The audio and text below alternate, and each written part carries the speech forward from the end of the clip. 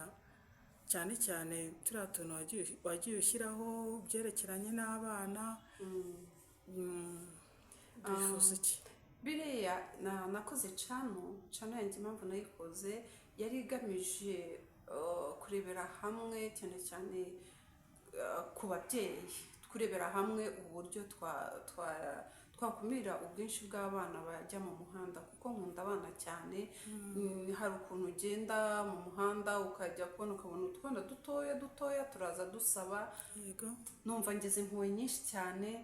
Rero ndavuga nti kugira ngo ibi bintu uburyo twafasha aba bana kugira ngo bibe kwiyongera mu muhanda, ndavuga nti uwazakora cano nkakora ikiganiro nkatanga ni nka message ntanga kugira ngo turebere hamwe nk'ababyeyi cyangwa se abandi bantu bafite impano yo gukunda abana, kugira ngo duhane ibitekerezo turebe ukuntu twakumira bariya bana, ubwinshi bw'abana baza mu muhanda. Yego. None turiya tw'indabo ukunda gushyiraho n'indabo, byo bisobanura iki? Indabo rero, nkunda indabo cyane pe, nkunda indabo.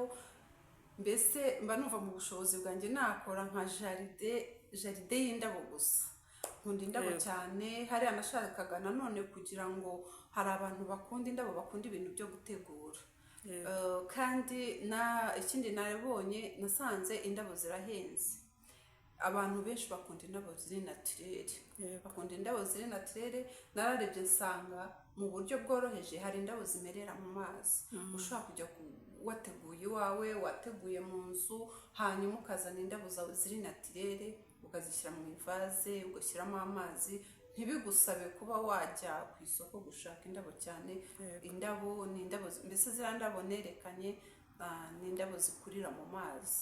Kuri indabo zose ntabwo ariko zikunda amazi, keretse ntabwo hari indabo ushobora gushyira mu ivaze wazishyira mu mazi mu minsi 2 zikaba zumye.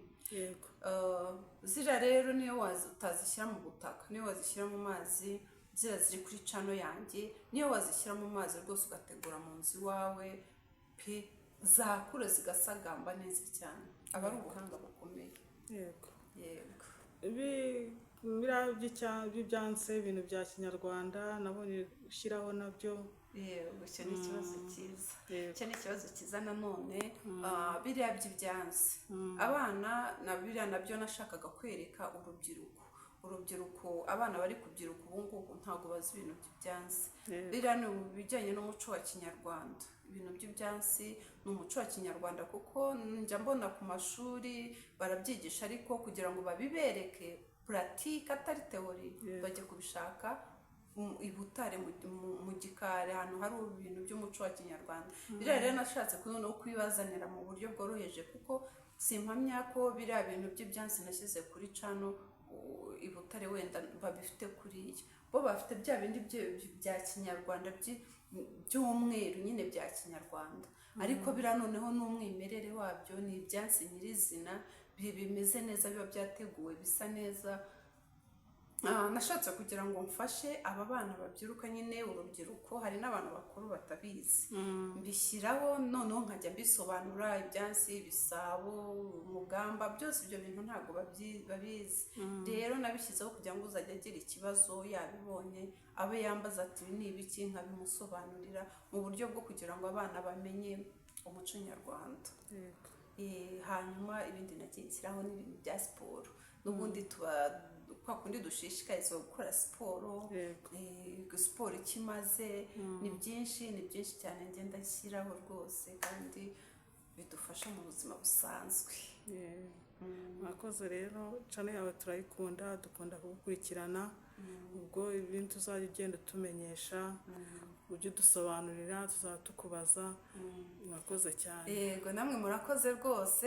Aho muzajya mugira ikibazo rwose niteguye kuzajya mbasubiza, ndi kumwe namwe, kandi muri abakunzi beza, muri abavandimwe beza, muri inshuti nziza. Kuri cano yanjye rwose njya mbona ko munkurikira kenshi. Mujye mukomeza mumbe hafi, nanjye nzajya mbaberaho aho mutabashije kugera, mbagezaho utuntu n'utundi. Hanyuma namwe mufasha gukora subscribe, like, comment. Murakoze cyane, murakoze kuganira twagiranye. Ndishimye.